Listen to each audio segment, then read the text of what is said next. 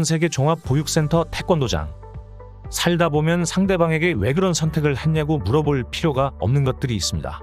아니, 오히려 물어보는 사람이 더 이상하게 되는 경우도 있는데요. 예를 들면 치킨 매니아들 사이에선 치킨이 진리이기 때문에 공감의 표시로 엄지척 올려주면 됩니다. 여기에 왜 치킨을 좋아하냐? 이런 질문은 무의미한 행동일 뿐입니다. 라면, 민트초코, 야구, 닭발, 김치 등등 여러 가지가 있겠죠. 그런데 여기에는 태권도도 있습니다. 한국에서 왜 아이를 태권도장에 보냈냐고 물어보는 사람은 없을 겁니다.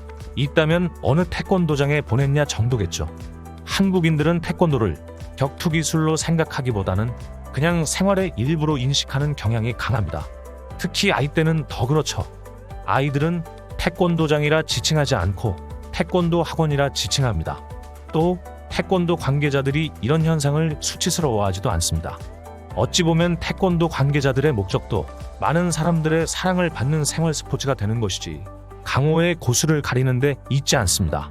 최근에는 맞벌이 부모가 대다수이고 그렇지 않더라도 자녀들에게 학원을 여러 개 보내는 집들이 많은데 이때 그 선택지에는 거의 대부분 태권도가 들어가 있습니다. 태권도장에 보내서 아이들이 거칠어지는 것 아니냐부터 혹시 싸움만 배워와서 누굴 때리고 다니는 것 아니냐는 걱정을 하는 사람도 없습니다. 왜냐하면 태권도장은 아이를 믿고 맡길 수 있는 종합보육센터이기 때문입니다. 여기까지는 한국인의 일상이라 그냥 사실을 확인하는 것일 뿐이지 그다지 새로운 정보라 할 것도 없습니다.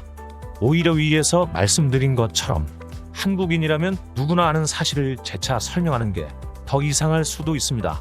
그런데 이런 한국의 자랑인 종합보육센터 태권도장이 전 세계 학부모들의 구세주가 되고 있다고 합니다. 사실 대부분의 외국 부모들도 생계의 문제로 인해 맞벌이를 하며 직장에 나가야 합니다. 이런 상황에서 아이들은 방치되기 십상이겠죠. 교육의 기회에서 소외될 수도 있고 더 큰 문제는 탈선에 대한 걱정도 크기의 차이일 뿐이지 부모들의 큰 고민이 됩니다.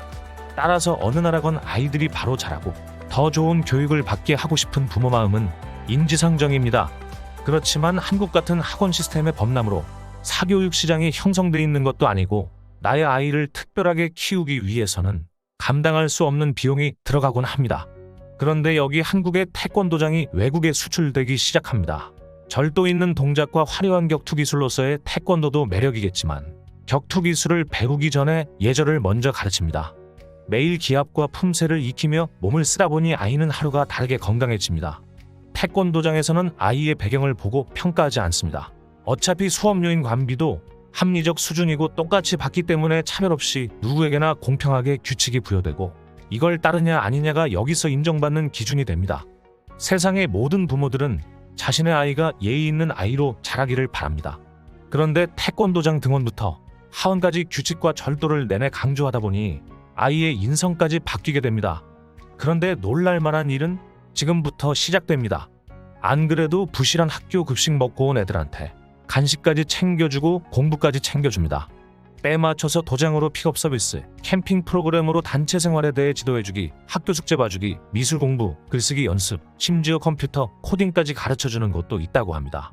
일단 운동은 기본이니 체력이 방전된 아이들은 집에 오면 씻고 바로 잡니다. 아이 키워보신 분들은 잘 알 겁니다. 이게 얼마나 고마운 상황인지. 만약 각종 무술 도장 관장님이 상담하러 온 학부모에게 이렇게 말했다고 칩시다. 저희 도장을 다니면 아이를 학교 싸움장으로 키워줍니다. 저 태권도장 별거 아니에요. 태권도장 관장이랑 내가 싸우면 내가 이겨요. 아, 예. 그러세요? 싸움 잘해서 좋으시겠어요. 학부모는 한번 고민해보겠다고 말하고 나가서는 바로 그 싸우면 진다는 태권도장에 등록하게 될 겁니다. 그런데 여담이지만 태권도가 격투기에서 입증되는 사례들이 계속 나오고 있습니다. 많은 세계적 격투가들이 어린 시절 자신의 꿈을 키운 곳이 태권도장에서였다고들 회고합니다. 태권도장 가보시면 알겠지만 학부모와 아이들이 관장님과 사범님을 대하는 관점이 싸움 전문가가 아니라 교육자로서 바라봅니다. 전 세계 어린이들의 어린 시절의 추억에 자리한 태권도야말로 세계적인 국제정치 석학, 조지프 나이가 말한 소프트 파워의 대표적 예시가 되는 외교 무기라고 할 수 있겠습니다.